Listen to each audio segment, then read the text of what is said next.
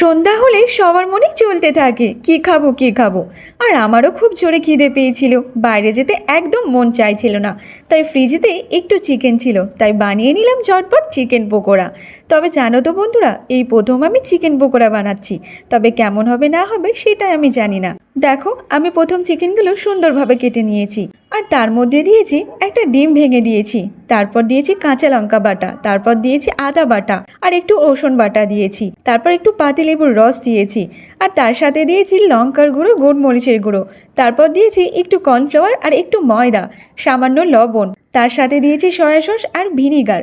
সব কিছু ভালোভাবে একসাথে মিশিয়ে নেব। চিকেনগুলো আমি ম্যারিনেট করে কিছুক্ষণ রেখে দিয়েছিলাম, তারপর আমি ভাজতে নিয়ে গেলাম। তবে চিকেনগুলো ভাজার সময় একটু কম আঁচ দিতে হবে, যাতে চিকেনগুলো না পুড়ে যায়। আমি চিকেনগুলো একটা একটা করে সব ছেড়ে দিয়েছি।